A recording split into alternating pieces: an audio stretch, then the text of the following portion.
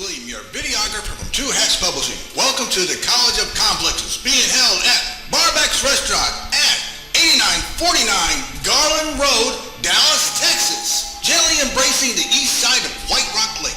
When I entered, I was greeted like coming home to Grandma's house, warm and friendly. When visiting the Beck's Restaurant, tell them you want your reservations for the next College of Complex class.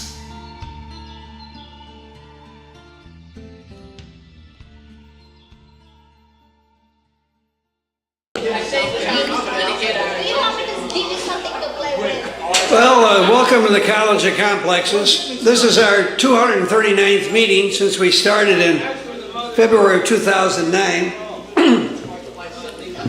We put a speaker on every week, a different subject. We require our speakers, I don't know if anybody's listening, doesn't matter.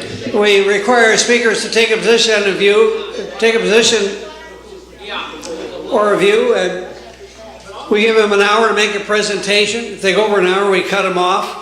If anybody interrupts the speaker, remind the interrupter, we're going to listen to one fool at a time.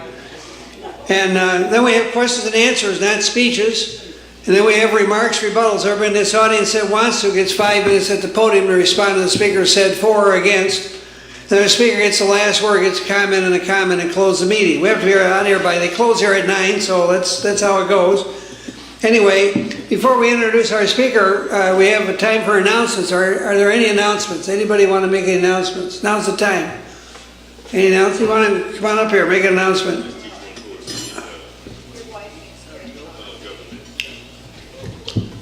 Announcement, come up here. I don't need to go up there. It's real brief.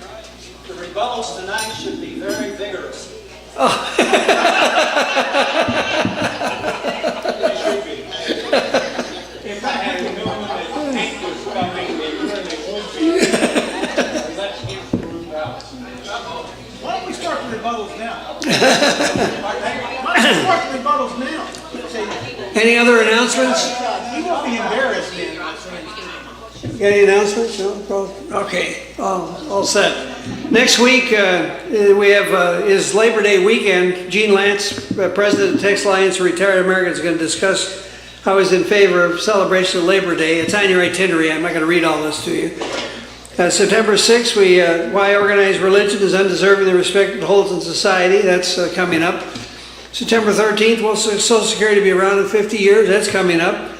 September 20th, Build a Bigger House. That's Build a Bigger House of Representatives, so that ought to be interesting.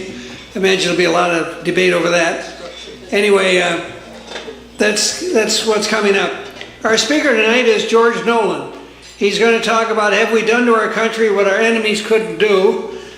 He's the president of Dallas, Texas Alliance for Retired Americans, former Braniff A&T mechanic, and supervisor, and an activist with Occupy Dallas, Occupy Congress, and others. He's going to discuss the influence of money in politics, thanks to the Citizens United decision, the rise of the Tea Party and who backs them, the misguided evangelical movement and Ralf Reed, militias, sovereign citizens, the resurgence of the KKK and other hate groups. George will point out how lying is a big weapon used by the far right and its talking heads, Rush Limbaugh, Glenn Beck, and Alex Smith. He will also cover the climate deniers, the Hartland Institute, the Heritage Foundation, and who funds them. George will show convincingly that we have done to our country what our enemies could not do. So, without further ado, please give a very, very warm welcome to George Nolan.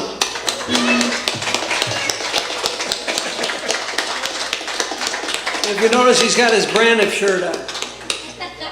Absolutely. And somebody asked me the other day, that looks pretty good for a 30-year-old shirt. I think it was a professor from SMU. But the thing was that the reason I have the Braniff shirt is we have a lady that's called Braniff Memories, and she makes shirts and many, many other things that she sells online. So it's kind of neat. And I was at an action, you may not believe it, those that don't know me, I go to a few actions every now and then. And as the Texas Alliance of Retired Americans, a few of us went out there to support are other retirees from America. And there was probably about 200 people out there, and I waited 32 years to protest these. I won't say it. I won't say it. Okay, tonight we have, I see Tom left this up here for me. Have we done to our country what our enemies couldn't do? My point is, yes, we have, and I will give different things on how we do it. Our country is also our government for those that don't understand. And for those that feel it's not, they're the ones I'm talking to most of the time. So anyway, I want to start out with Ronald Reagan, when he first got elected, came out with this saying, which people love, especially to the right, to hear: government is not the solution to our problems. Government is the problem. And this has been pumped up ever since by different groups. One of the things that Ronald Reagan did was he fired the professional air traffic controllers when they went on strike. He gave them till August 5th to return to strike, return to work, and then he fired 11,000 of the 13,000. I remember this very well because I had to push my toolbox out of Braniff at the time because we had no idea when we would be flying again. Well, we flew. I was only out for 2 days. But with this, this firing of the PATCO workers, this began the demise of unions as we know it in this country. When I worked for Braniff, I belonged to the IAM union. Being a right-to-work state did not affect us because I was under the Railway Labor Act. So anyway, the rising tide, like Reagan would like to say, by giving it to the top, does not really work. The rising tide came from unions fighting for their right to negotiate and get higher wages, and this was the rising tide. We've had nothing but decline since. And the right to work law is nothing more than the right to work for less. And people should understand that. Now, one of the things we've had of late is a lot of money being put into our system. And the Citizens United decision was one of the bigger ones that we had.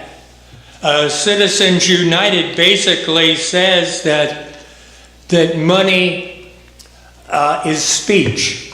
I have a problem with that. I don't know if anybody else has a problem with that. People have fought for one man, one vote in Ireland, all over the world, and they're still doing it and fighting for it. But our Supreme Court decided that, money was speech, and to curtail money. So here we come up with the 501c3s and the 501c4s, which have been around for quite a while. But more money's being put in our system. Why? To buy our representatives, our senators, and so forth. And I think this is very apparent. Then the next decision that was made similar to this was Citizens United versus McCutcheon. McCutcheon versus, not Citizen United, but the FEC, Federal Election Commission. And they won. McCutcheon won this, and basically what it said was that there used to be a limit on what people could put in, individuals, to what candidates. And when they won this decision, there is no more limit on anything. It used to be $2,600 and $48,000 given throughout the whole campaign. Now it's unlimited. And if people can't see that that is a big problem, you know, our Congress, as Tom says, is bought. The representation is of the people that give them the money, not the constituents, which I think most people will agree with that. And so anyway, this buying of our government and these decisions, basically they're 5-4 decisions all the time, and we know who makes them and who's there. And I have never seen a more, I won't say corrupt, but an influenced Supreme Court than we have now. And I want to go into the rise of the Tea Party. And the Tea Party is taxed enough already. That's what it means. And I do have some information and some documentation here that shows how much we are taxed. And this comes basically from, it's called the Organization of Economic Cooperation and Development, the OECD. The OECD is the countries that have democratic governments per se, and they're not, we have, here's a few of them: Denmark, Sweden, Belgium, I'll go down a little farther, New Zealand, Spain, Canada. The United States is 27% of our income is taxed. 27% is the average. We only have 3 below us, which are Turkey, Chile, and Mexico. The rest of the countries tax a lot more. A lot of them get a lot more than we have, but this taxed enough already is sort of a way I see of distracting. Because I'll tell you what, a lot of people are not really interested in only in what they believe, and they don't do a lot of looking around to see what's really going on. Now, the Tea Party basically was started by our friend right here in Texas, Dick Armey, with Freedom Works. He had Freedom Works until they had a coup at Freedom Works, and he wanted to fire all the different people. But Dick was a pretty shrewd fellow. He finally left, and do you know why he left? Because a fellow named Richard Stevenson of the Cancer Center of America gave him $8 million to leave. So this was his retirement. His wife, well, I won't get into his wife. And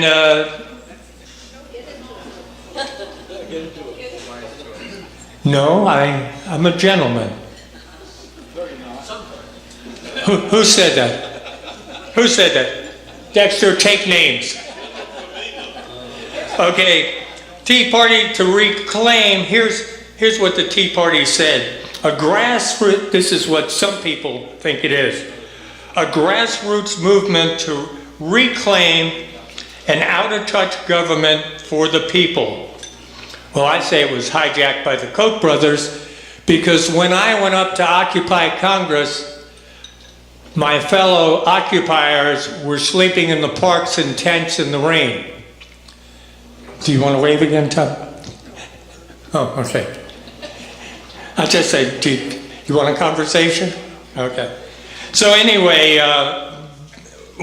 what I'm saying is, I didn't sleep in the park. I'm getting a little old for that.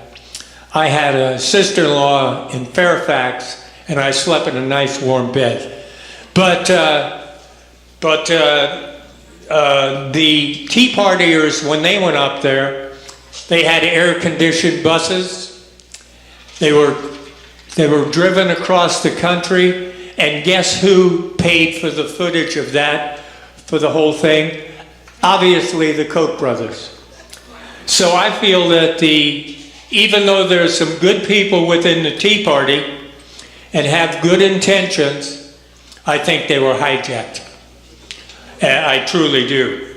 And maybe when it got back to what they really said here, to others, it's a pro-fascist organization of misinformed and manipulated middle to upper income, comprised of mainly white people, angry old white men, I call them, 40 to 70 years old. Some of us are 73. And there's not all of us that are angry old white men. I like to laugh a lot. So anyway, the problem with this movement, and it was manipulated by a group of partisan and media elites who are essentially Republican operatives, top-down approach dictated by officials and elites like the Koch brother variety. And this is the way I see them. These people that were elected in the 2010 election did not come to government to govern. They got elected to destroy our government as we see it. And I think we have to realize that. We have got nothing out of this Congress whatsoever. And it's a shame because that's the way they were. One of the things that I'd like to bring up now is when Barack Obama was inaugurated, they had a little meeting. And let me see where I am with the meeting as far as that's concerned. This is at the moment our nation was poised on the edge of an economic collapse. And almost as much as the Great Depression, these members of the Republican Party declared to be the party of no. No matter who it hurt. Republican representatives, Eric Cantor was one. Kevin McCarthy was another. At this meeting, which happened the same day of the inauguration, Paul Ryan, Jeb Hensarling, my congressman, Pete Sessions, Dan Lundgren of California. From the Senate side, there was Jim DeMint, South Carolina, John Kyle, Arizona, Tom Colburn, Oklahoma, John Ensign, Nevada, and Bob Coker of Tennessee. Of course, they did invite Newt Gingrich and Frank Luntz. They put their own personal power and interest ahead of America's interest and the people.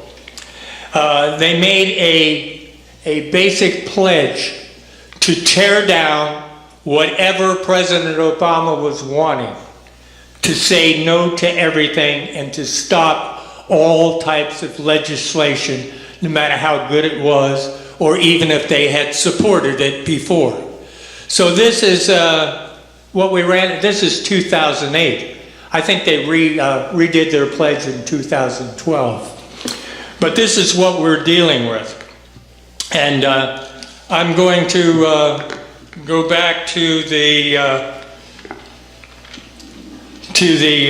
Tea Party again, which I haven't left that far. The Tea Party revolution in Congress, deregulation was the word. They wanted to deregulate to help to destroy the American economy, the way I see it. Because by destroying Obama They had to ruin the economy.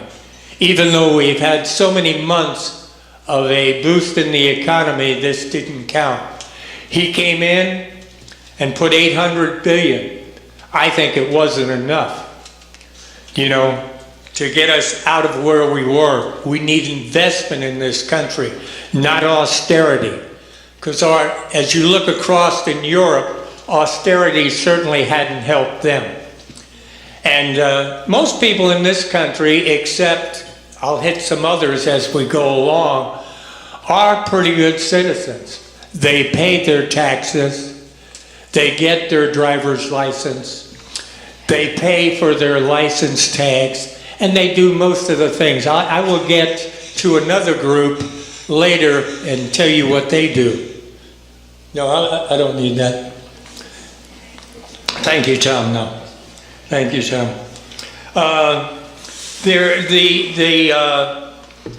Basically the right, and I know people don't like saying the right or the left, but I can't help but say it because it's true. The right is wrong. Totally wrong. We also, they spend a lot of time attacking our President Obama as not an American. He wasn't one of us. An old, angry white person. No, he wasn't. I told a lady that I was at a fish fry with. It was the grandmother of a young black kid that was running for school board, and I said I'd help him. And she said, "What do you think of Obama?"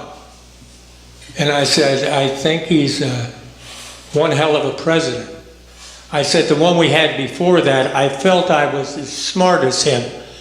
I figured that's when we were in trouble. But anyway, she says, I said, "But I do have one problem." And she said, "What's that?" I says, "Obama is half white, and I want my half." And she got hysterical over this. Did you hear what he said? Because in this country, remember when it was first started, a black was 3/5. He couldn't vote anyway, but he was 3/5 of so forth. And now if you have 1/5 of black in you, you're black. I don't know who made these rules, but Calvin will probably tell us later. You don't know who made the rules. I don't blame him. Think about it. Jim, I don't want to get tough, but I got Dexter right next to me. This guy is tough. And he'll tell us about the glory days later. Okay, they'd rather believe that Obama is a Muslim, not born in the United States, a Nazi, a socialist. Most can see these have nothing to do in common.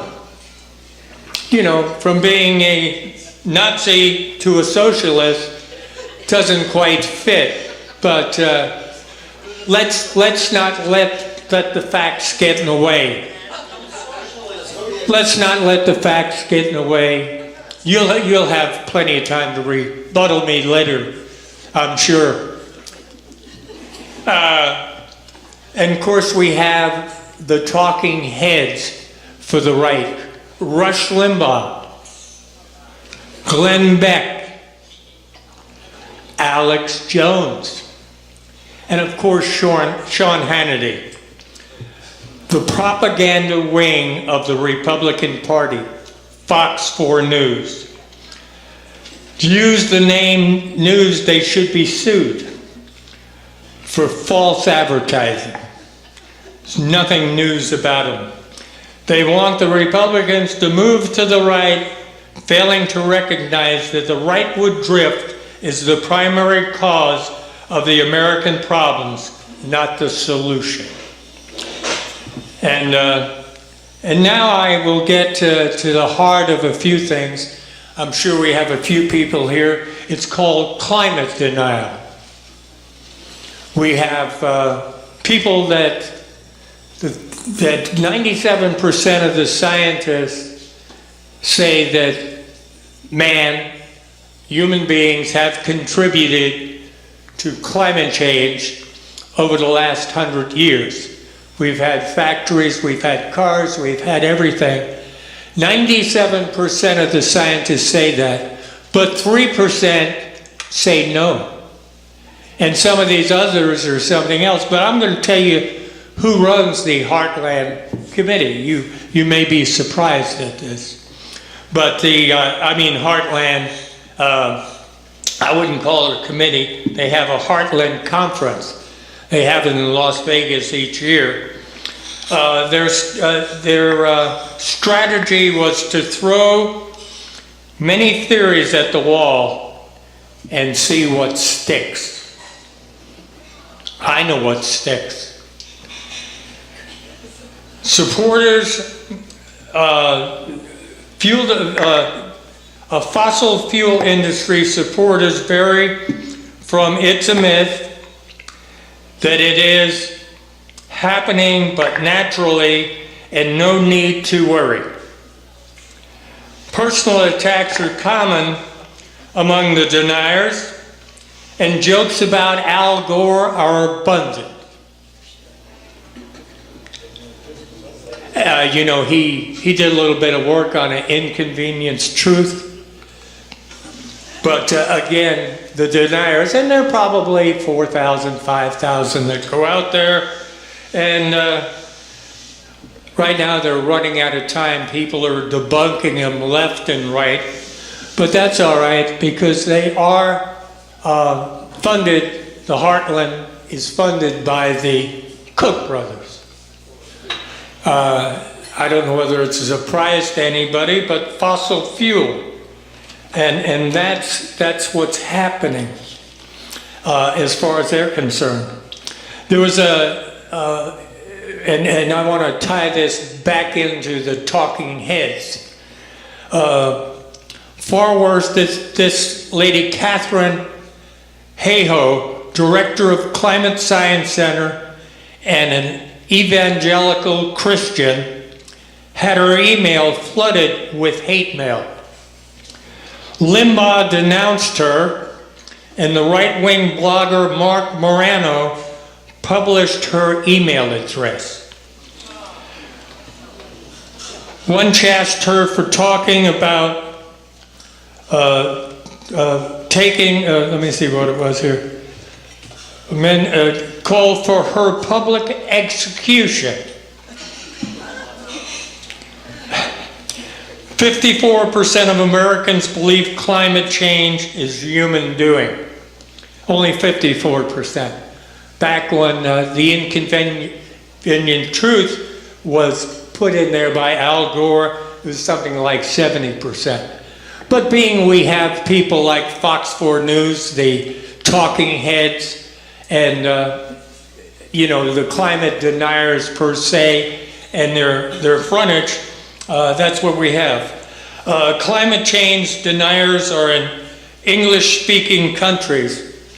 Served, one of the things, Rupert Murdoch, who rejects climate change science, he also owns Fox 4 News, for those that don't know it, makes them more costly and difficult. Now I'm going to go on to the Heritage Foundation. The Heritage Foundation, President Jim DeMint. He was former senator from South Carolina. It's a conservative think tank, promotes conservative public policy based on the principle free enterprise, limited government, individual freedom, and traditional American values as they see it. This was started by Joseph Coors of the Coors Brewing Company, which he's a good man. Remember that. Right? Joseph Coors donated $250,000 in 1973 to form the Heritage Foundation, continue with the Coors Foundation, and that's where we are today. Now, I'm sure that it was a think tank at one time. In fact, the Heritage Foundation was one of the pre-lead to Obamacare. It came from that think tank, which they were all for it in the 90s until President Obama got elected, and now they're not all for it. Basically, what we have today. I don't hear a lot about Obamacare lately. Could it be working? Could it be working when 8 million people have signed up already? Of course, I'm sure there's a few that don't mind paying the $90 or whatever it is the first year. Now, I'm going to go on, excuse me, to Ralf Reed. Ralf Reed, Christian Coalition he heads up. Who is Ralf Reed and why should we care? We should care for his efforts make a difference in our lives. And I'll tell you where Ralf Reed was a young Republican which helped Reagan with his first election. Very ambitious young man, along with Jack Abrahoff, exactly, Jack Abrahoff, and there we go, and Grover Norquist. A good three. They were all together. Now, Ralf Reed worked with Abrahoff with the Indian. Write it down and bring it up later. You got 5 minutes to do it. So anyway, basically Ralf Reed, Grover Norquist, and Abrahoff were in cahoots. The main thing was they worked for the Indians and got $85 million in Mississippi and Alabama. And basically what Ralf Reed's job was to tell these evangelical Christians in Texas how bad gambling was and how it's against everything they thought. Well, the thing is that he came yay close to getting indicted himself, but didn't. And he ran for lieutenant governor of Alabama and lost. And now he's back on the circuit. What was our friend down here with Faith, the church? Yes, Robert Tilton. I put him in the same category with Robert Tilton. Another charlatan that wants to get the money from the poor, old, white, angry white man. And they do a good job of it. Okay, that's Ralf Reed. And then we have hate groups. A lot of these people like to put patriot in front of their names. I think a more appropriate name is hatriots. And I am going to talk at length on the sovereign citizens. Sovereign citizens are probably the most dangerous group, as I read, in the country. There's 200 to 300,000. They're not united. There's different groups all over the world.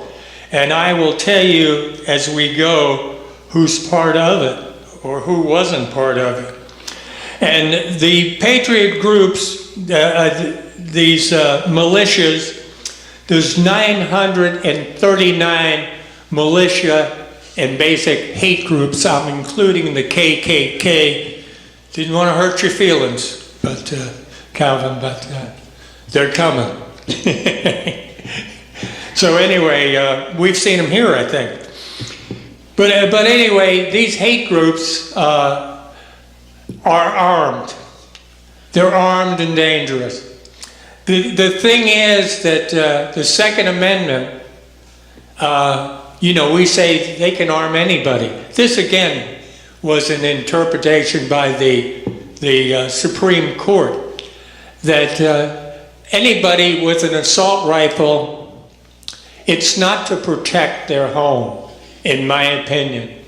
It's to perhaps kill their neighbor or destroy the government.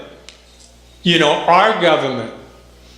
The one I put their uniform on my back and served. A lot of people didn't. But anyway, that's neither here nor there. There are 300, the law enforcement agencies, 364 law enforcement agencies representing 175 state, local enforcement agencies. So changing the perception is a serious threat and is an important finding because they identify, prioritize a threat is like hitting a moving target. It's hard to find these people, but they pop up every now and then, and I will tell you who popped up with them. Okay, one of the ones, the William Gale, anti-government sheriff, the sheriff is the only law that these people do it. Does this ring a bell? Cliven Bundy, Nevada. The only person that has authority. The rest of the United States does not have authority. Not the federal government, not the state government, just the county sheriff. And they got this from, I don't know whether anybody's heard of this, Posse Comitatus. Posse Comitatus, well, I'll tell you what it is. Posse Comitatus was an act created in 1878. And it basically was to get the federal troops out of the South. And the effect was, this was during Reconstruction, they wanted the federal troops to stop acting as law enforcement agencies on U.S. soil. The federal troops are there to protect the newly freed black slaves. But anyway, they had a deal. There was a presidential election, and they wanted the South's votes, and they let them pass this law of Posse Comitatus, and basically put the blacks in the situation they were in for 100 years, where they were second-class citizens in the South and remained that way until the Civil Rights Act was enforced. Blacks were condemned to the Jim Crow laws. I think we're trying to get back to them again with some of the laws I'm seeing. Sovereigns don't believe in any government authority. They make their own driver's license, Social Security cards, fraudulent license plates or no license plates whatsoever.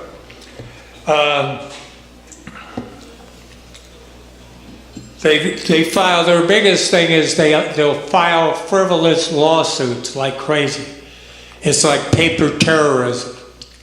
If somebody has, a DA gets them and indicts them, they start filing all sorts of paper stuff against them, which is really nothing but gobbledygook, but it takes time to do it.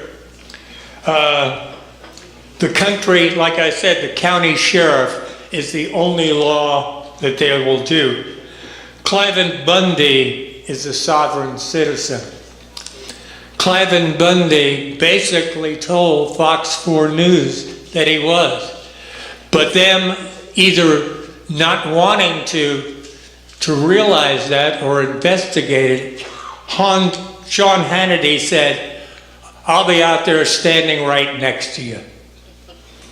Until he made a comment about the blacks that they were better off in slavery because they had something to do than they were today. Are we not going back to the good old times of 1860? We better be careful. Terror hits home, April 19th, 1995. I remember this day. I was at work. I think most of us remember where we were, the Oklahoma bombing. And I know I was praying, let this be a Muslim terrorist. Let it be. But it wasn't. It was Timothy McVeigh, which was very upset with Waco and how Waco was handled. And he felt the government had brought this equipment in to kill these people in Waco, the Brad Davidian, and I think they flubbed the deal, but I don't think that was their intent, even though I'm sure we have some people that think it was.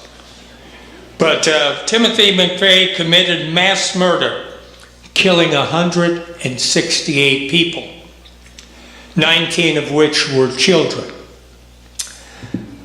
Terry Nichols helped him build the bomb, and he was a sovereign citizen. Okay, he was caught when he was trying to get away in an old car because it didn't have license plates on it. Gee, 80 miles away he got caught. Otherwise, he may be still around. Who knows? Now, some of the people of the sovereign citizens group, there's Alfred Adask.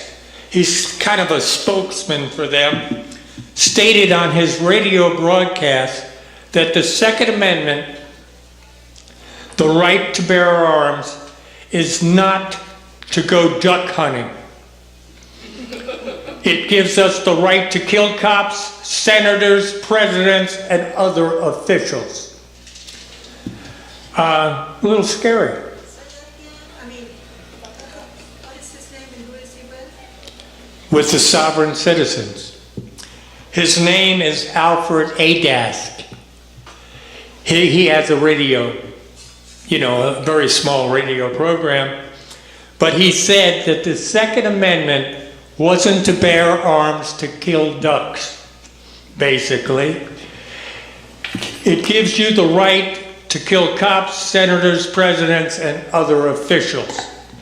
Jerry Kane and his son, it wasn't too long ago in West Memphis, Arkansas, were stopped for a traffic violation.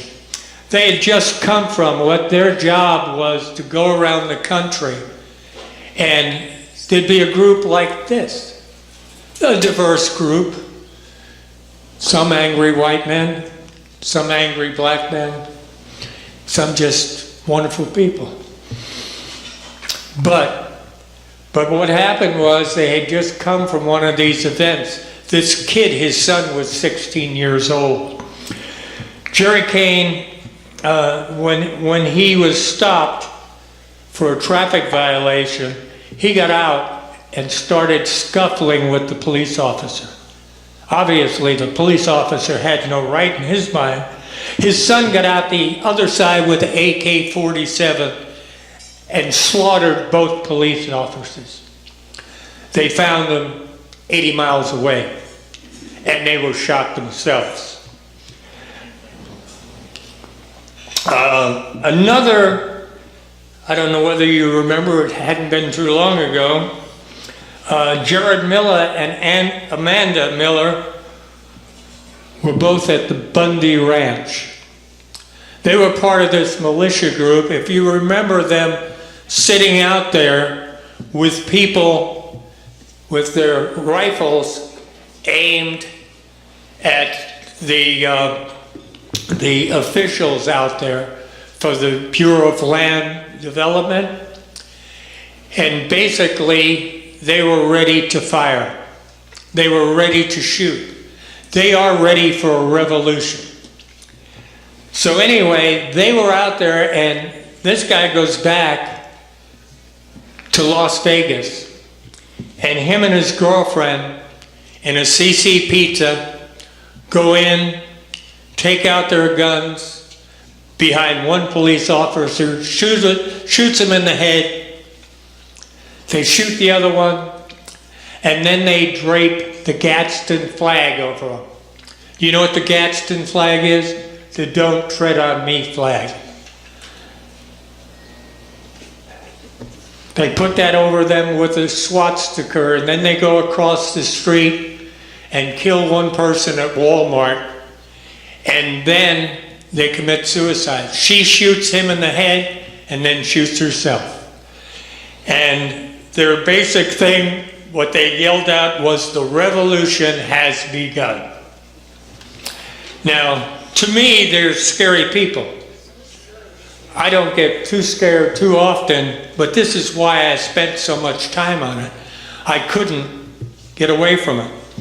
The KKK, which I thought would be the scary group, but they wear white hats, so how can they be scary, right? They are white conical hats, and you can't see who they are, but aside from that, I thought they were cone heads.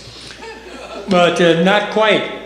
And there were three basic KKKs. One, right during Reconstruction, which started in 1865 to 1874. And they were six very well-educated Confederate veterans from Pulaski, Tennessee. It was on my birthday that they did this, December 24th. The year is different, 1865. The second flourished nationwide in the early to mid-20s. There were over 6 million KKK members then. And basically what it was for was they were against prohibition, they were against, obviously, the North and everybody else. And that's when they adopted the robes and hoods and called for white purification of the American society. Used intimidation, cross burnings, and a few lynchings. The third emerged after World War II. And basically through the 50s and 60s, the main thing was the civil rights movement that they were certainly against. And when the Civil Rights Act came in, with Lyndon Johnson signing it, Lyndon Johnson said, "I have just given the South to the Republican Party." And most of the people were Democrats or Dixiecrats at the time, segregationists that wanted to keep it that way, and they switched over and changed parties.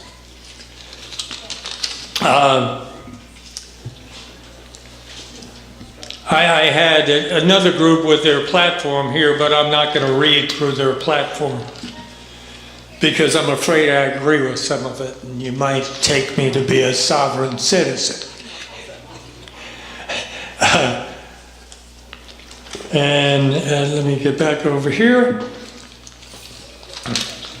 And let's go to the American Jobs Act, put in August 2011 by Barack Obama, trying to get the country back on its own. Of course, we had the pledge people voting no on everything that he had to say about the Jobs Act. Cutting and spending $245 billion worth of payroll taxes for qualified employers and 160 from medium to low income employees. spending $62 million for the path back to work, opportunities for low-income youth and adults. 149 billion extended unemployment benefits for 6 million long-term unemployed. As you could tell, they not only didn't pass this act, they didn't even extend the long-term unemployment thing, because the 47% obviously are takers. I'm a taker too, obviously. So anyway, none of this was taken into consideration, and it would have been paid for in full by a full 5% surtax on those that earn over $1 million. And it was knocked on the ground. Typically, we have in the Senate something that I think is rather foolish. We have to have, if a senator, something's brought up and he said, I want a filibuster, he doesn't need to go on the floor. It just automatically means that they have to have a plurality of the vote, like the sensible gun legislation that Toomey and Manchin had. Basically, they had said that they. You're late, Tim. Have a seat. Yeah, sit right here. That's my son. So anyway, basically, they had a 54 to 46 vote. 56 senators voted for it. They did not have 60. It didn't pass, even though 97% of the people wanted it to pass. Sensible gun legislation. But it didn't pass because we want the right to kill one another. And that's what happens. Now, I want to go on to one more thing here. His name was Darrell Issa. Anybody know? Representative from California.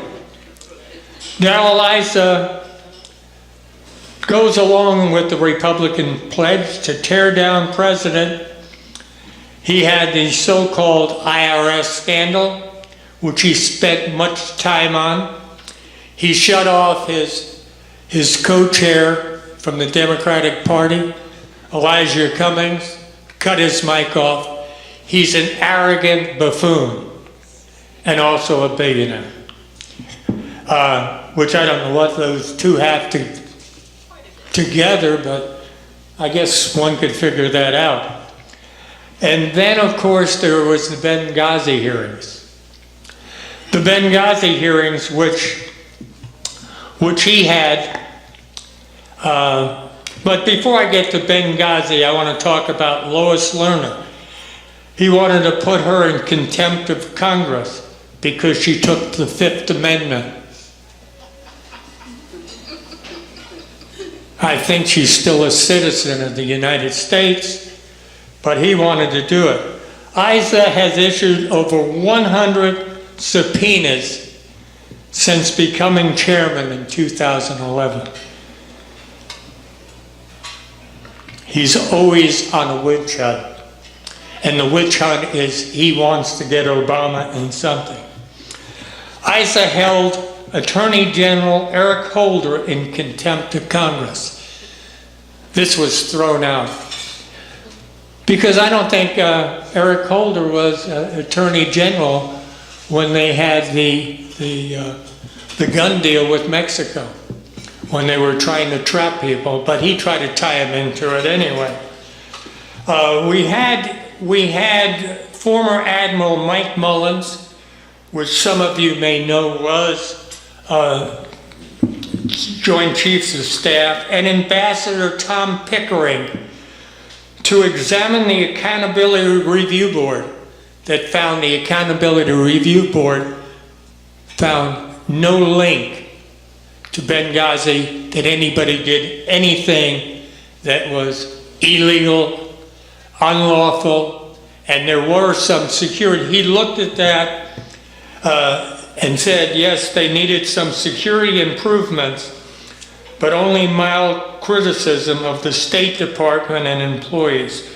We know that 4 Americans were killed, and I feel very badly of that, like everybody else does. But we had 200 killed and 260 killed on Reagan's watch in Lebanon. They've had over 50 briefings, 9 congressional hearings, 25,000 pages of documents, and now they've appointed a special committee to look into it. And this is all right because they took ICER out of it, and he would have continued. They've had over 55 votes to repeal the Affordable Care Act. Another waste of taxpayer money. Now we go back to the Ted Cruz, or Joe McCarthy as I know him. Those that grew up in the 50s know Joe. Yeah. He may be ISA too. He's got a split personality. We had the 16-day government shutdown. Cost the U.S. government and us, because we are the U.S. government, whether we like it or not. I particularly like it. $24 billion, laying off 800,000 government employees from October 1st to October 16th. Thanks to our poetic Senator Ted Cruz. Green eggs and ham. I do not like them, Sam, I am. The cause the House of Representatives to delay and defund the Affordable Care Act. And to me, if after looking into this, I don't believe any enemy could do to us what we have done to ourselves. There is no way. We worried about China, we worried about this, we worry about Iran. But no, we have ruined our own economy, or at least kept it from coming back. For our own political, we have put our politics, which the right and the Republicans have done most of my life, ahead of what's good for this country. And with that, I will entertain questions. Yes, sir.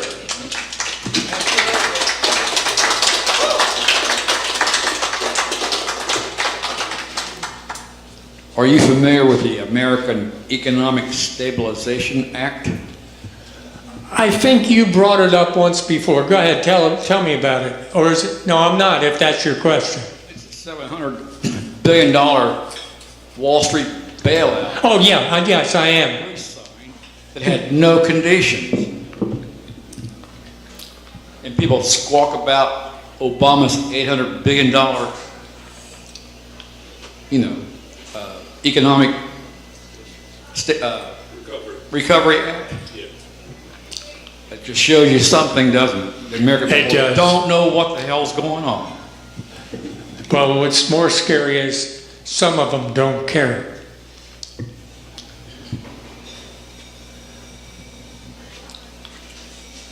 George, that was good. Have you ever heard of the Democrat Party? I am the Democratic Party. Oh, okay. Yes, what can I do for you? Get rid of all that corruption. Well, here's another question. Have you ever heard, do you know where Donald Rumsfeld was the day before 9/11? No, I'm asking him. No, I know he was at the Pentagon during 9/11. Oh, okay.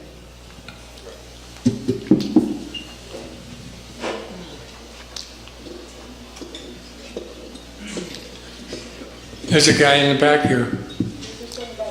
Hey, Tim's my son. Throw me a nice softball.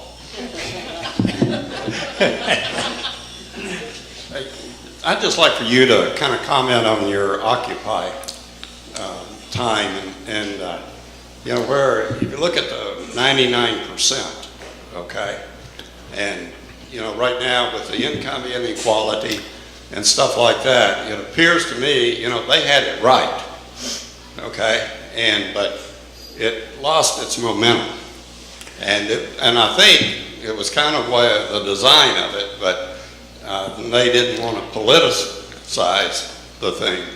But I'd just like for you to kind of comment, because that seems to me to be one of the defining issues, you know, coming up in the 2014 election. So, well, I think you're right. it could be. I'm not sure that Wendy Davis can get beyond, you know, the women's reproductive rights, but other than that. Yeah, and the Occupy movement, I'll tell you real quick, I went down to see him out of nothing but curiosity. And I marched with them that first day as they took me around. I learned a lot. I learned about the Glass-Steagall Act. The 99%, we wouldn't be talking 99% without the Occupy movement. I was up there at Congress, Occupy Congress. I wasn't painted up. I didn't have the Guy Fawkes mask on. I don't really care who knows who I am.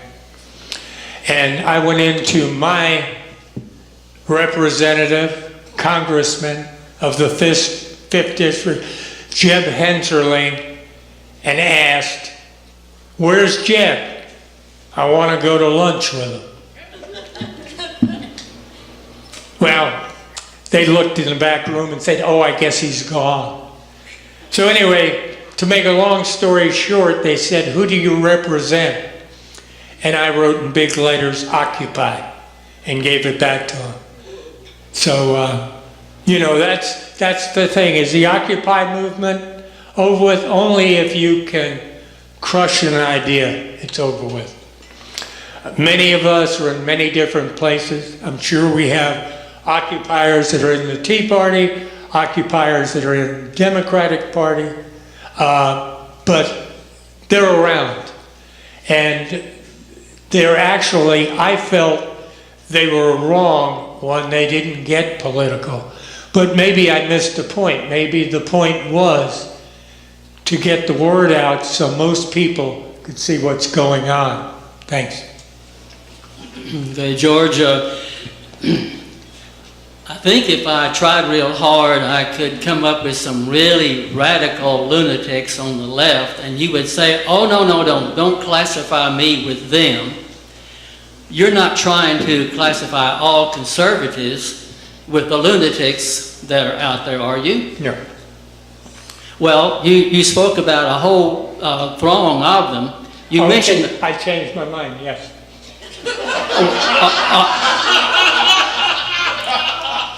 Well, that's not an intelligent answer, George. Why not? That's funny, but it isn't very It's intelligent. yes or no. Tell me, was it funny? Yeah. All right. It was funny. It just wasn't a very smart answer. It didn't answer the question. What's your question?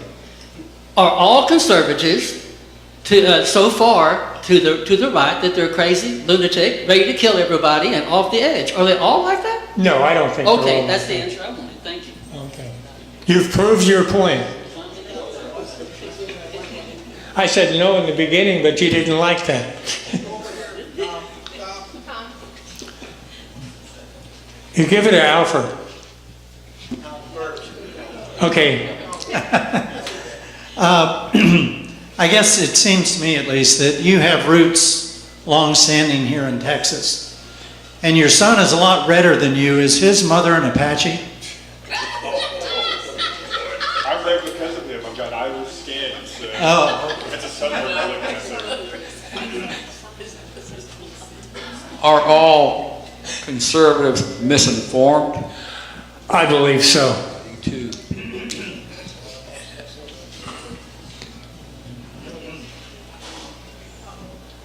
George, do you know who the Southern Poverty Law Center is? Absolutely, I do. Thank you.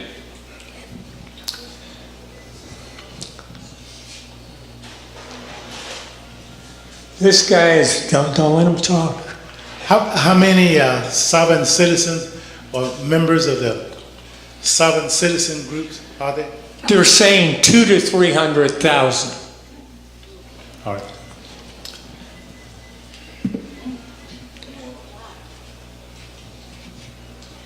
Have you personally read any of those documents of the sovereign citizens? I read their platform, Okay. you know. Have you seen their driver's license and their... No, I'm not a law officer, but I know they do this. Timothy McVeigh did it, and so did Terry Nichols. So I'm pretty convinced they're around. And posse comitatus is what they go by. I had just heard a little bit of sovereign citizen, but I'm glad you gave us all that information, because just looking it up from an article a couple of weeks ago, it says the sovereign citizen movement is considered the top threat for domestic terrorism, according to a survey of state, local, and tribal law enforcement agencies.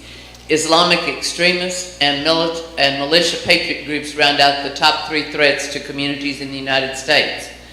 So, thank you for alerting us to that.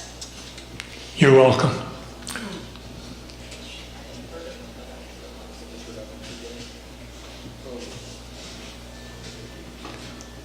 Steve Jobs had a car that he drove around when he was alive, and it didn't have a license plate. Was he a sovereign citizen? I don't know. Just thought I'd ask. He had a car or a cart? Car with no license plate. And I don't know. He may have just been breaking the law for all I know. Okay. Softball question, John. Okay, it's an easy one.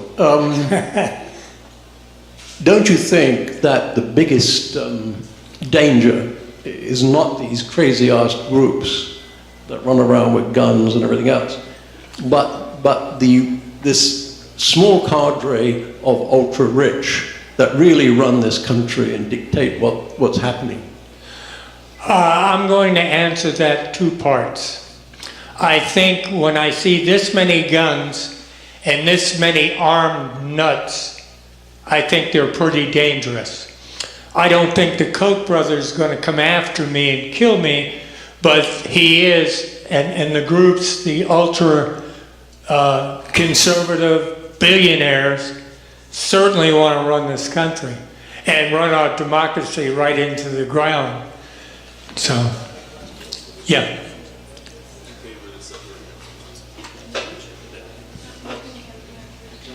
This on? I want to apologize for injecting this right now because a little bit apart from the subject of discussion, but I have a need to make this observation. I've been, like nearly everybody else, looking at the coverage of the fiasco going on in Ferguson, Missouri. And I wanted to connect that with very similar misbehavior that eventually emerged after the power structure learned how to deal with it, with the Occupy movement, because the police were co-opted to repress a movement that bent over backwards to do everything civilly and unconfrontationally, and eventually the police were rousting them out, the laws were bent, and there's a lot of smoke camouflage that justly represents what went on in Ferguson as a huge black-white fault line. But that's not the only fault line. And it's just an instance of other fault lines that have been taken advantage of to repress the rights of citizens.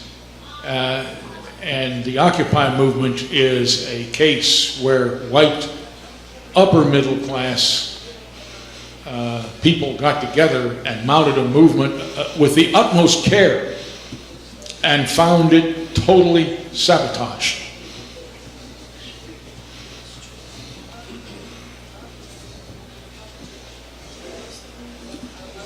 I'm just curious, do you have a solution for the problem? If I had a solution to the problem, I would be your king.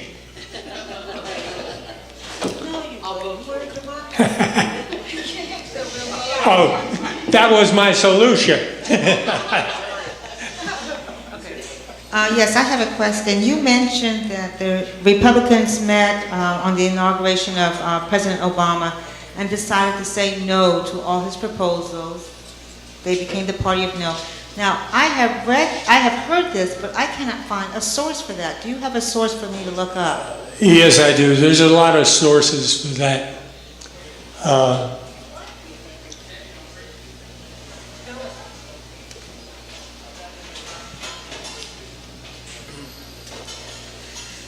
That 200,000 number that you're quoting, did that come from the Southern Poverty Law Center? No, I don't think it did. Do you know where that... No, I don't. Were you aware that the Southern Poverty Law Center is notorious for false reporting? I'll put it this way. I trust the Southern Poverty Law Center more than I trust Fox News. Were you aware that the Southern Poverty Law Center was delisted from the FBI's website? I didn't even know they were on it. They were delisted on the complaint of a general that the Southern Poverty Law Center had been associating with terrorists. I'll tell you that one thing, you seem to know a lot. Maybe you ought to do a talk on the Southern Poverty Law Center, because I believe that is one of the groups that have helped the black and the low and the working people. Yeah. Have you seen their? Are you going to let them just grill me? Have you seen their tax filing? Have you seen their tax statements for the organization? No. They're a bunch of millionaires.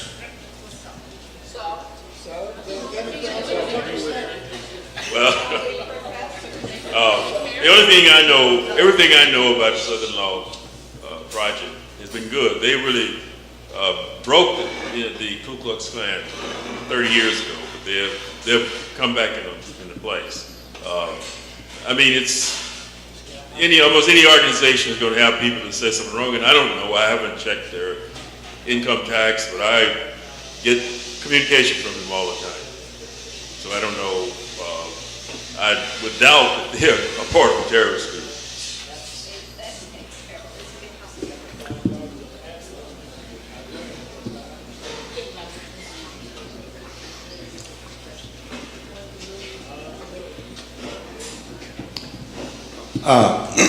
I don't, I guess,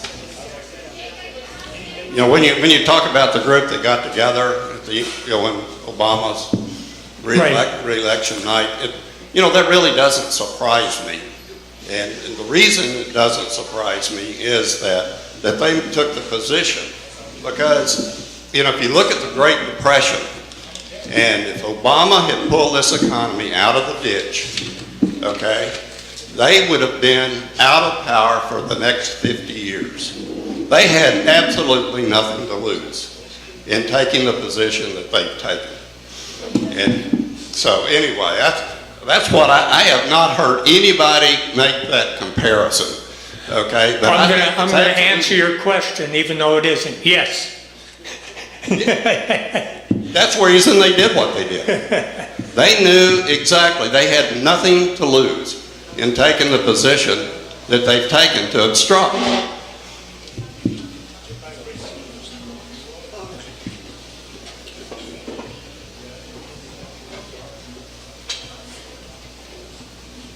Do you know who said, let's make sure he is a one-term president? I believe. Well, of course I do. Okay. But didn't Turtle Man. Didn't he also? Mitch McConnell said that. He also He was not at the meeting, by the way. I know, but I mean, didn't he also use the word, just say no or something to that effect? Oh yeah, he was part of it. He just didn't want to be at the meeting along with John Boehner. I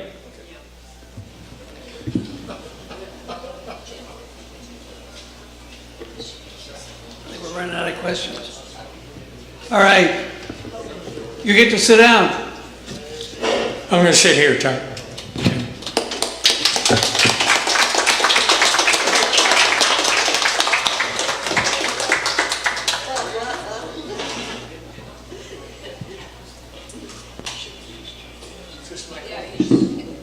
Sit down there someplace. Okay, now it's your turn to talk. So anybody that wants to say anything, now is your chance. So you get up here and come on up here. You're first. You got 5 minutes. Who's going to time with Susie's out here? Well, I'll keep an eye. If I go over too much. I'm not going to stand on my soapbox here tonight, but I did want to confess or testify that I was approached, gosh, it's been almost 10 years ago, by this a member of this sovereign group. As a matter of fact, he offered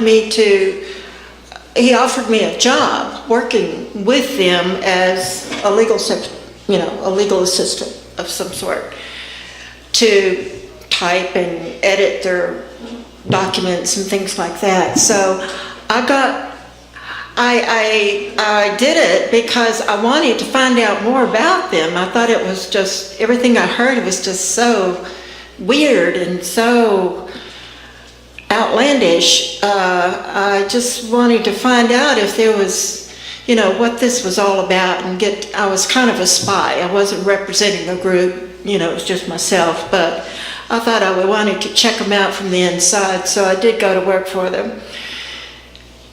And I think I got paid one paycheck, They never paid me for the work that I did, but I have a copy of that driver's license, and it's not really a card, it's 2 sheets of paper, that's typed out that simply says, you don't own me and you have no authority, and and they quote certain sections of the Constitution that gives it credibility of some sort, but they take some phrase out of different documents and obscure phrases and build a whole a heap of mountain paperwork based on something taken out of context, but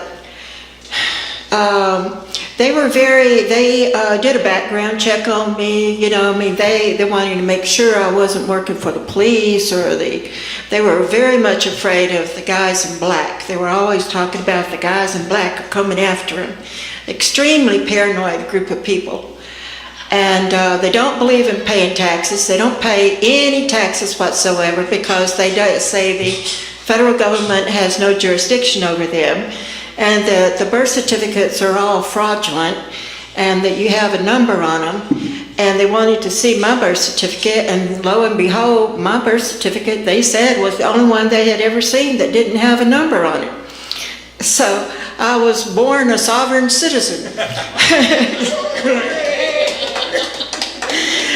And they don't believe in Social Security or numbers. They don't believe in the law. They are a completely lawless group of people, and they are constantly, it's kind of a pyramid thing. If you bring in a new person, you get a certain amount of money kind of stuff. And so they're always trying to recruit so they can make a little more money for themselves. But the leaders of the group live under the radar, completely off the grid. They have the phone number is listed in some aunt or uncle's name, they live with the girlfriend and the house belongs to her, and they don't have the license plates on the car. And anyway, I held on to that stuff for a long time, wondering what I should do with it. You know, they were very much afraid that the federal guys were going to bust them. And so they really, and they wanted to know who my father was. And they seemed to know who my father was. They say, who's your daddy? No, not exactly. But they knew who my father was, which really kind of surprised me, but because I'm from a different state, and he's a pretty much an isolationist of himself, but he abides by the law, and he anyway, and his father was pretty famous, a guy, but an only son, and also, I'm almost using up my 5 minutes, but anyway, yeah, I got to know them, and they really are kind of a scary group of people. They really are all about themselves and how much money, and they don't pay their house notes. They don't believe in mortgage companies. They end up getting foreclosed, and then they stay in the house anyway until somebody comes and forces them out. You know, they don't pay their car payments. I mean, it's just a really crazy group of people. But also I wanted to bring in something else that someone was mentioning about the black and white issue. Came across something on my Facebook page here this past week where there was a picture of 2 women. One was black, one was white, and said this woman went to jail because she left her 2 children in the car while she went to a job interview. Believe me, I've been a single mom, and their life is very full of challenges. And the other one, the white woman, that was the black woman. The white woman had left her baby on top of the car and drove off and had driven about 18 miles when the baby fell off of the car. And she didn't go to jail. And, you know, everybody, the responses were, you know, this is a race thing, you know, race thing. Well, I worked for law firms for a couple of decades, and you know, I like to know what the facts are before I go calling people names. And I was thinking, well, what are the facts of this case? They didn't tell us any of the facts. They just said this one is black, this one is white, and this one the black one went to jail and the white one didn't, so it must be racist. And I'm going, well, what about my response on Facebook was, there are 3 elements to a crime. You have to know that what you're doing is a crime. You have to intend to commit that act that you have committed, and then there's the act itself. So the black woman knew that she was leaving her children in the car during her interview,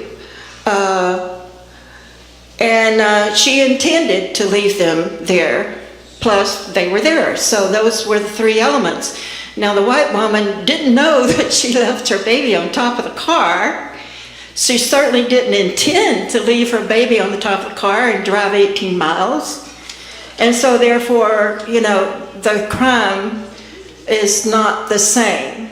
So, I just want everybody to, you know, when you look at these black and white issues, it's not always black and white, okay? You have to know the facts. You have to know what's going on before you jump to conclusions and start calling everybody a racist.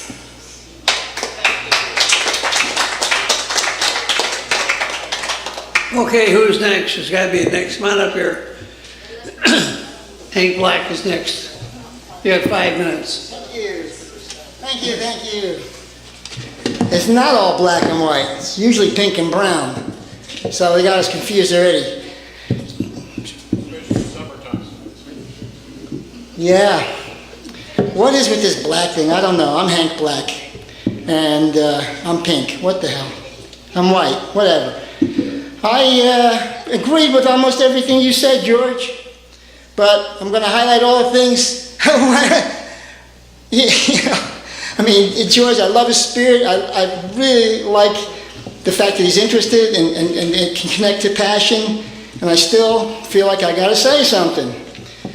Okay, why? Because, well, let's get beyond that part. Because I think a very great danger is if we owe greater allegiance to a party, a political party, than logic, civilization, or even this country. I mean, there's people here, I know it, and you're probably one of them. I pledge allegiance to the Democratic Party and all the propaganda for which it spews, and on and on. Well, there's some people here who would certainly do that before, you know, what's in the Constitution or whatever, or George Washington, I know that. Oh man, where's he going? Oh, that brings me to another point. That's the main point. I think I agree with so much he said. That the main point is that we have done to ourselves what a foreign power could not. We were the top dog for quite a while, and we still are. This is somehow from inside out. It's an inside job, so I agree with that. But this business about the right wing, which I think somehow, because of the way it was presented, because I disagree with some of your stuff, I'm lumped in with Rush Limbaugh. That doesn't work. I'm sorry. I don't agree with Fox News. I don't agree with Rush Limbaugh. And this was brought home to me when I was at the MLK March. Me. And Erica, who's a Democrat, she sees me and she goes, "What are you doing here? You're the last person I thought would be here." Of course, none of you were here. Who was there? It was me and Erica. I ran into her. And Martin Luther King, I'm there because he's my hero, but not because I especially love blacks. I love everybody. I'm there because I like what he said. I'm old enough. I'm not the youngest guy here. I thought it was great, you know. It was easier for me. I'm from the north, and we didn't have it. It's kind of different down here. When I got here, I couldn't believe it. It's still, after 100 years, it was how it was. But anyway, I thought this thing about equality is a good way to go, and it resonated with me because I was a poor person, and we were raised from European values that excel at something, and that way you can, you know, get somewhere. And it was a meritocracy thing that I adhered to, and I like that, and I thought that the civil rights movement went along with that real well. And now everything I hear is race, you know. I guess you could call it reverse racism, but to me it's racism. Anyway, the main danger is, the main reason I'm talking is this sovereign citizen thing. You might be being, I hate to use this, but it's really the best way to put it. I'm going to agree with Stalin here. Joseph Stalin had this term, useful idiots. You ever heard of useful idiots? Useful idiots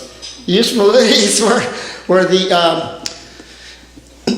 intellectual people that spoke out at the time in favor of him, and he killed them all. It's because this reminds me of this issue of the people that disagree with the powers that be. You know, like more taxes? I don't know. We're spending so much on wars and nonsense.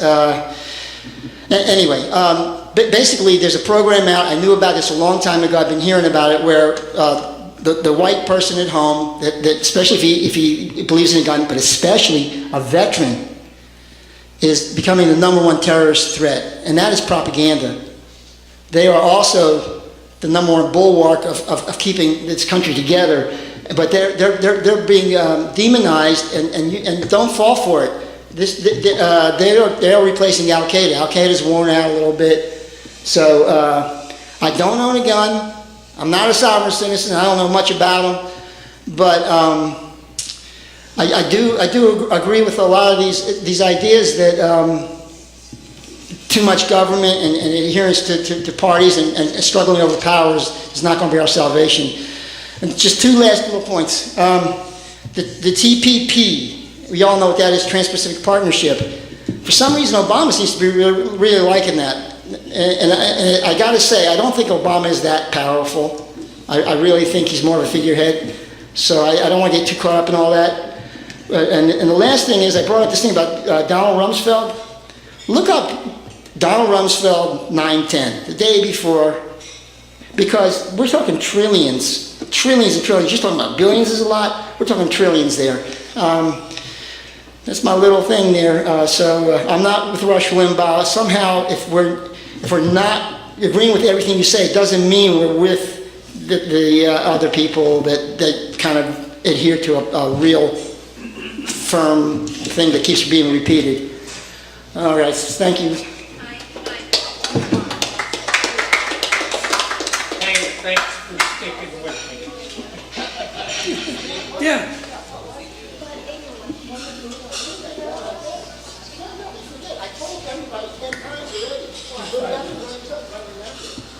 First of all, George, when I made that remark about being 20% black, right now I wouldn't mind being in that category rather than being classified as an angry old white man. So just to make sure you understand, that's where I was coming from.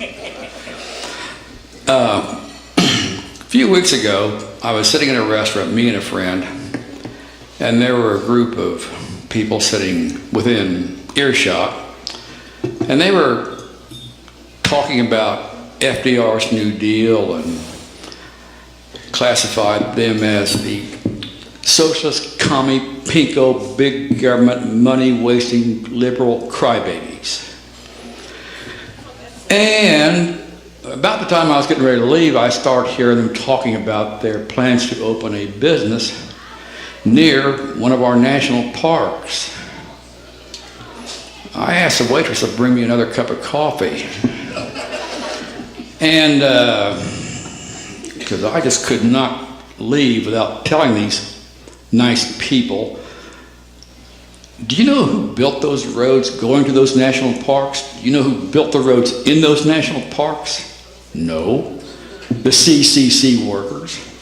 Now, who benefited from those parks over the last 80 years? The rich, the poor, and stupid people like you, that's who. And I left.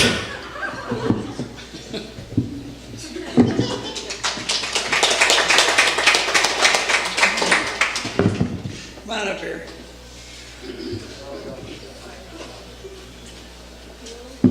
Well, I thought you gave a very good presentation, George, and there were things that in the beginning I was agreeing with, and I thought, well, darn, this is disappointing. Much of it I do agree with. However, I came to these meetings as a guest of a friend, and I realized I've never been in a group of liberals, arch liberals before, so I need to keep coming and try to understand the thinking.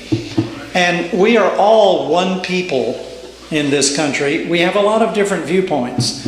But one thing that I find from my perception about liberal thinking is that these are people with hearts and they care a lot about the issues, but they let their emotions get too much into their consciousness and let that control their making of decisions rather than logically thinking through.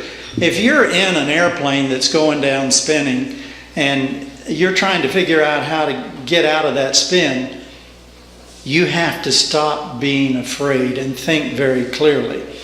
Read about Chuck Yeager when he had the Bell X-1 in a flat spin upside down. Couldn't get out of that practically. His commanding officer was amazed at how he thought his way through it. That's the danger with being too emotionally involved with anything. And I think particularly in politics, we need to subdue those emotions and think logically and clearly, and not from the standpoint of what I want and believe, but what is real here. Years ago, I put all of my beliefs about God and religion and everything else on the table for all challenges with myself. And if anybody can come along and prove one of those issues wrong, I didn't want it because it was a wrong belief. And that has been very, very useful to me. As an example, we believe a lot of what we see in the news media. I have come to believe almost nothing of what I see in American news media today because the United States of America is, over the years, being co-opted and taken over by people who want to convert us to essentially a communist-type state. And Yuri Bezmenov, I've mentioned his name a dozen times up here, and go to YouTube and watch his interview, talked about that. He was involved with the infiltration into India to try to convert it to communism. The last phase before the military hardline shoot 'em and kill 'em thing is the liberals, because they believe what these politicians are saying, and they go along with giving the government more and more money and more power. And like Besmanoff pointed out, in Vietnam, the night before they took over, they rounded up all the liberals, took them out in the field, and shot 7,000 people in one night. And Besmanoff says, that's the plan, folks. So I would think that through very carefully as well. The man was very experienced. He got very disenfranchised with the KGB in Russia and emigrated to the United States. You used a statement concerning the gun laws of, we want the right to kill one another. This is highly emotional, inflammatory stuff, and it's got no business in this kind of discussion. Why not? Did they say that? Why not?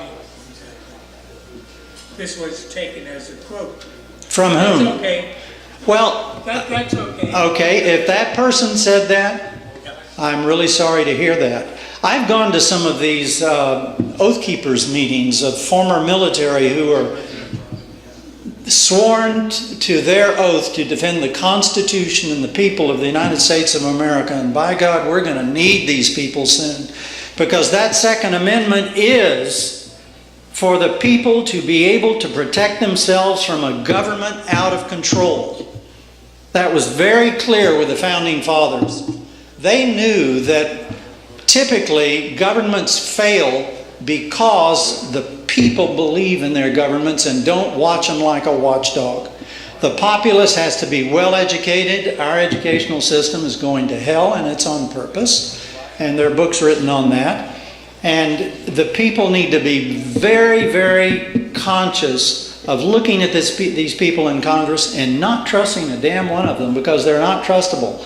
And we need to reinstate the, the antitrust laws and break down these large corporate controls. It is not right that people continue getting the same salaries and even less when the profits of the corporation go rising up astronomically and people take home $100 million bonuses. And governmental figures get several $100,000 for jobs they just sit around and do what they're told. The politicians we see are mouth puppets on strings. And believe me, there is a control on this earth that is controlling virtually all the governments and manipulating them towards a one-world government. It's the most dangerous thing we have going. That group of scientists in Switzerland who comprised a graph on these huge computers of all the corporate structure in the world and saw it go right up to a pyramid. There are very few people who run all the corporations in the world. Much of what we see that is disturbing in our country today, in my opinion, and I think my opinion is correct, is false flag operations that are perpetrated by those who are trying to shock the American public and saying, oh, all this violence is going on, collect all the guns. We're dead if that happens. I'll guarantee you that. Look at the Georgia Guidestones. You can see them on Wikipedia. The first tenet is maintain the earth at a sustainable population of 500 million. Do you think they put that up there for nothing?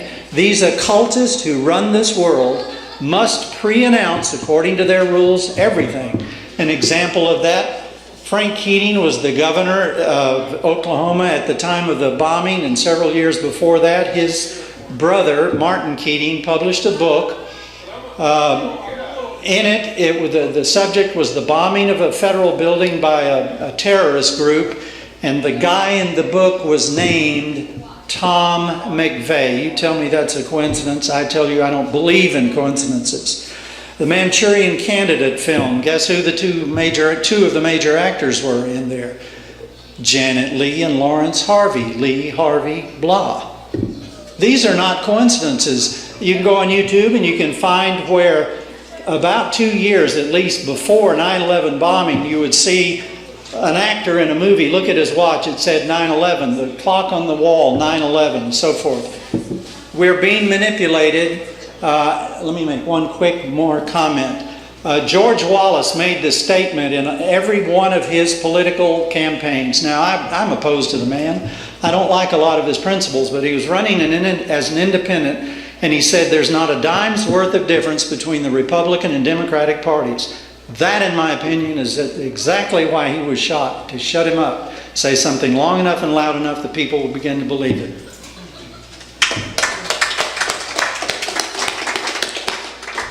Okay, Jim. John. Not Jim. John. Not Jim, John. Okay, lovely. 5 minutes. Yeah, George, very, very good. I think you went a little bit overboard on these mad fringe groups, but never mind. Now, I probably, Albert, I'm probably a card-carrying liberal, really. I do not believe that liberals are the danger to the world, actually. The notion that liberal or socialist governments will turn into a communist government is false. Some of the leading countries in Northern Europe are socialistic. That they have the best GDP and the best government and the best educational and healthcare systems. You know, that is a fact. Now, the other fact is, I study socioeconomics. That means that the economics goes together with the social system. Now, last night I went to a meeting of ex-Xerox people, and to a man, they're decrying what's happened to this country. So what really has happened? Now, look at the numbers. What has happened is, over this past 30-odd years, you've seen a declining in living standards of the average person. You've seen the top echelon get richer and richer. You've seen the industrial base hollowed out, okay? You've seen the trade deficit skyrocket, and it's growing bigger and bigger every year.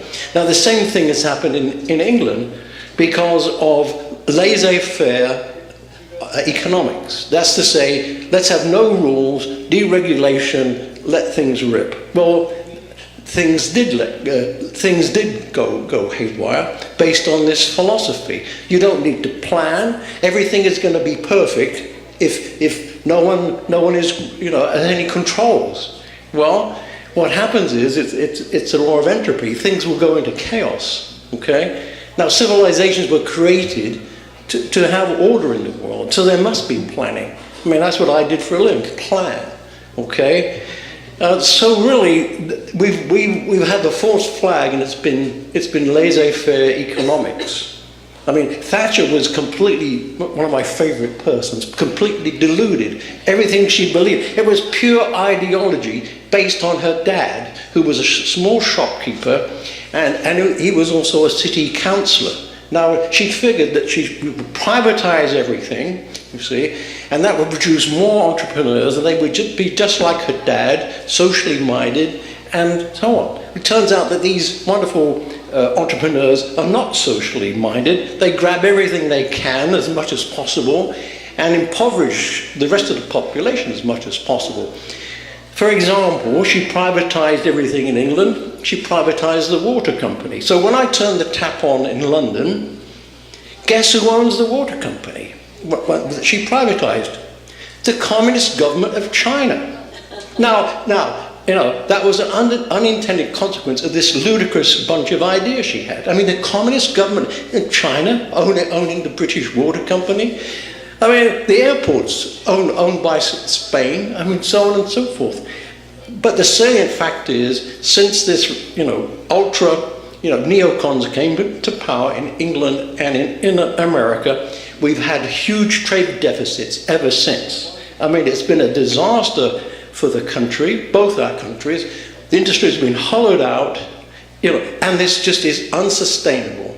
Now, this social troubles we've had is because gradually more and more people have got more and more impoverished, okay? The young people are actually losing hope of having decent jobs. I mean, this is a dire, terrible situation. Now, these lunatic fringe people who want to go around shooting everybody and think that that's going to solve the world, it has really become truly disastrous. So we've had a bunch of politicians, really Democrats and Republicans, who've bought into this notion. And I think there needs to be serious need of a third party, a progressive third party in England and in this country. And until you get a total change from top to bottom, then things will continue on until there's a mighty crash. So I think socially and economically, we're headed for doom, really. And I've been saying this for 30 years, and it's coming now. 30 years ago, I began speaking about this, and all my friends said I was ridiculous. But look at what's happened. I mean, we've handed China a huge amount of wealth. Now they're an economic and a military threat to us. What did you think was going to happen? I mean, really? I mean, this was totally predictable. And nobody could see it. Well, this happened, folks.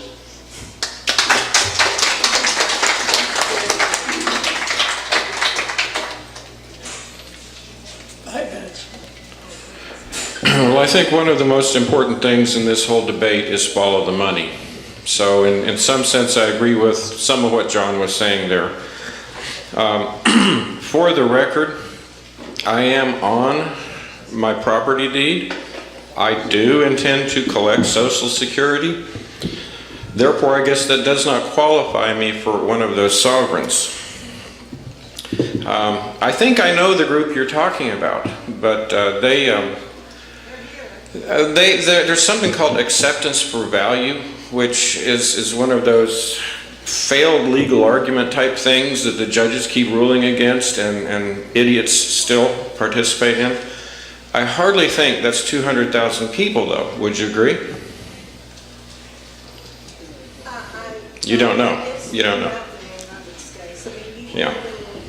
Yes, I picked up on some of the phrases from Sarah Palin and some of those people. Yeah. And I'm going, oh my gosh, I know exactly where that came from because those Yeah. phrases out of some of these documents. Well, I really question the 200,000 number. Most of these figures come from the Southern Poverty Law Center. Their stock and trade is fear. They have made millions on fear. Most all of the top people at Southern Poverty Law Center are millionaires. Yeah, but they really haven't been defending the poor people out there for quite some time. They've just been raking in the goodies from the work they did, the yeoman's work they did at one point. And it's really rather. I mean, I know back in 1994-95, I'm speaking with Nancy Lord, who's a Jewish attorney who was targeted by the Southern Poverty Law Center because she defended and successfully defended an herbal company who was going against the FDA. And the Southern Poverty Law Center declared her a right-wing extremist militia leader. Totally untrue at that time. Well, later on, it's really interesting what happened. She married a black man who was by the name of J.J. Johnson, who was the militia's secret weapon. He actually went to Washington, D.C. on the behest of John DeCamp and testified in front of Congress about these horrible, scary people, the militia out there, which, by the way, is every able-bodied American. Except George. But one of the things also is my hero is Martin Luther King, but also Alfred Adask's hero is Martin Luther King. And I know that because I have personally videotaped over 100 meetings of Citizens for Legal Reform in which Alfred Adask spoke. If you wish to get a truly scary right-wing extremist right here at College of Complexes, he's local, I could probably get him to come speak. And I think you'd find him quite reasonable. What happened is 60 Minutes set him up. 60 Minutes came to do an interview. After they left, he was saying, I don't like what happened there. I canceled the interview. They were trying to get me, they're provoking me to say certain things. And then they went and they edited it and basically made Al Adask the poster child for the violent right-wing extremists. And I said, Al, they're going to get you killed. What we did is we got him on some large radio talk show hosts, not Rush Limbaugh, but just about, and we dealt with the problem. And they haven't murdered Al Adask like they have murdered other people in this country that they set up like that. So if you're interested in finding out about Al, we could have him here for a meeting, or you could see him speaking about various legal subjects on Consent of the Governed, which is a DVD that was done years ago by me. It is for sale. Oh, let's see, $3 tonight only. Special deal. Another interesting video is the Oath Keepers meeting that we had here locally back in October, I think, of 2013. And if you want to know who these horribly scary people are that the Southern Poverty Law Center is telling you about, these people who are supporting that outlaw, Cliven Bundy, out there, who, I believe if I'm accurate on that, 54 ranchers were, what was it, 40 years ago? 54 ranchers were cattle ranchers out in that area. Every one of them lost their ranch as the BLM changed their policy and raised their prices over time. Cliven Bundy is the last man standing, and he just said, I'm not going to be put out of business by these people because they keep changing their policy and charging more. He was involved in a court case. He spent $500,000 in the court case, and then the BLM went out and acted extrajudicially after they lost the court case. Thank you.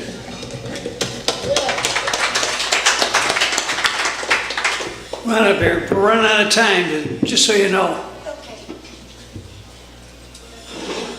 I just had an epiphany. I'm not real organized in my mind sometimes, but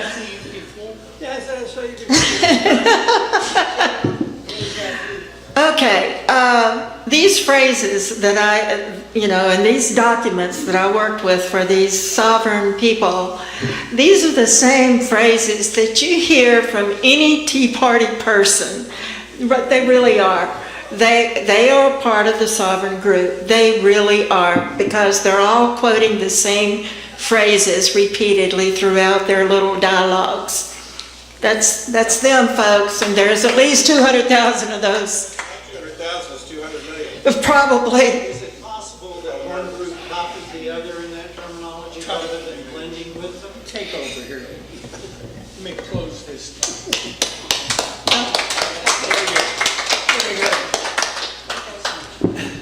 Well, we're running out of time, so I'm the last man standing. We haven't got any time. All right. You want to go talk, Calvin? You want to talk, Calvin? Yeah, come on up here. Yeah. Sure. That's what you've always said. Don't attack me before I say something. I was very interested in everything you said, and I don't have any major disagreement. One point I disagree with is that the Occupy Wall Street idea is not dead.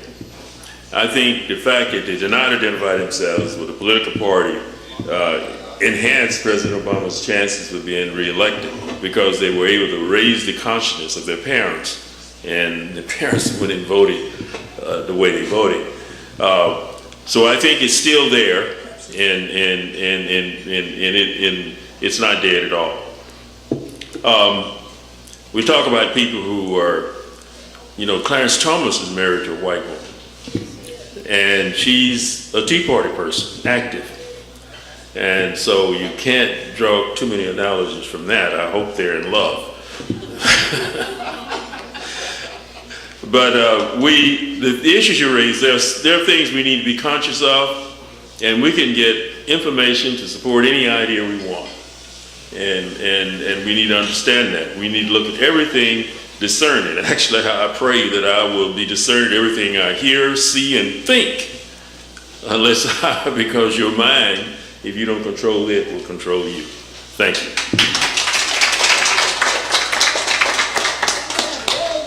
I'm the last one standing. So I want to thank our speaker for being here tonight. I think he did a great job. I agree with practically everything he said. So, in fact, practically all of what he said. It's right on target. I'm reminded that whenever the economy goes bad, there's always a rise of lunatic fringe. That's kind of what we're into now, because our economy is not the best, and we've got everybody going nuts. Healthcare has been blasted as sinking the budget. That was brought up by you tonight. It's nothing more than Monday morning quarterbacking. A lot of jobs were created because of the Affordable Care Act, which was needed, especially if you look at the rest of the industrial world, which has health care that we did not have. Next problem creating jobs is to recognize that we have 25 million people out of full-time work due to automation and corporations leaving the country to go where labor costs are cheaper. We need to put tariffs on corporations, not countries, to pay the difference in labor and environmental costs in order to sell their goods here. I'm leading to what John was talking about. But in order to get Congress to act to do that, we need to get Congress to act to provide free airtime for the last 90 days of a general election, which would have Congress represent the electorate instead of those entities that buy their vote in Washington, D.C. Members of Congress will be able to keep the money they have, plus obtain free airtime. I think they'll vote for it. Then we could act to shorten the workday to 6 hours without cutting the daily pay and raising the cost of overtime to double time to outweigh the cost of fringe benefits. 25 million people could be reemployed full-time. We'd have taxpayers instead of tax trainers, and we wouldn't have to worry about the dollar losing its place as the world currency. Also, if we want our retirement system to function positively in the long run, then we need a stronger base to strengthen our economy. That should be obvious. That's my comments on what you have to say tonight. Well, I'm going to rebuttal. Oh, and now our speaker, you get to rebut all this. I'm going to do this real quick. You know, Alfred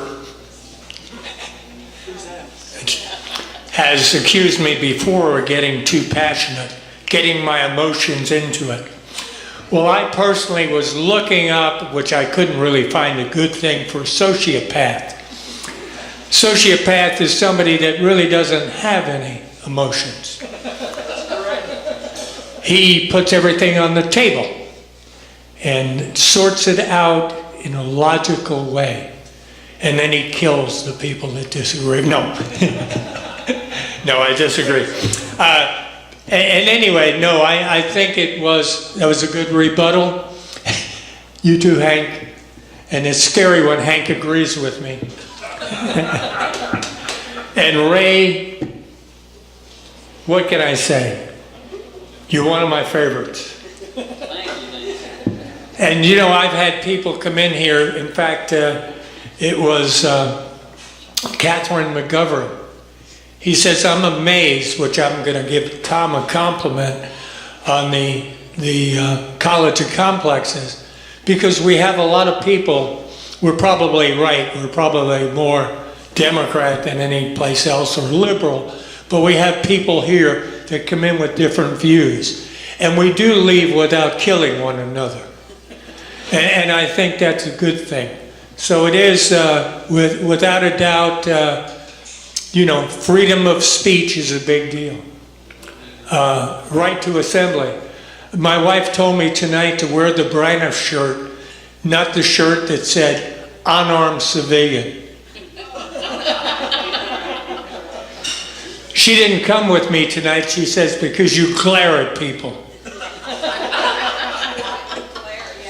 But, and academia over here with Calvin, I give my opinion. I take a side. I'm not interested in teaching people and let them figure out their own thing. They can figure out whether I'm right or I'm wrong. That's all they need to do. But anyway, I do thank everybody for their attendance, their attention, their, what should I say? Their patience with me. Thank you.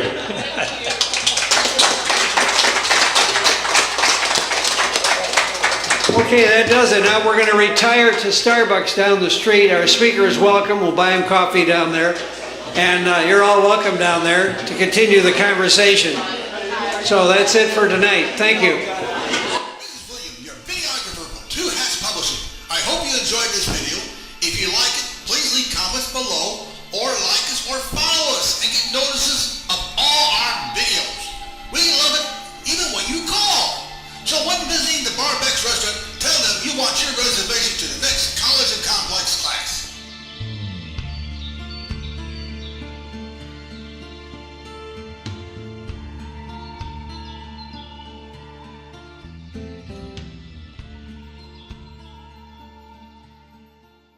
This is William, your videographer from Two Hats Publishing. Welcome to the College of Complexes, being held at Beck's Restaurant at 8949 Garland Road, Dallas, Texas. Gently embracing the east side of White Rock Lake.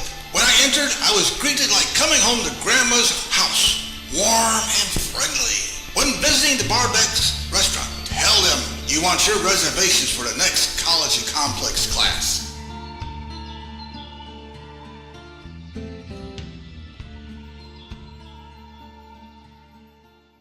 This is William, your videographer from Two Hats Publishing. Welcome to the College of Complexes, being held at Beck's Restaurant at 8949 Garland Road, Dallas, Texas. Gently embracing the east side of White Rock Lake.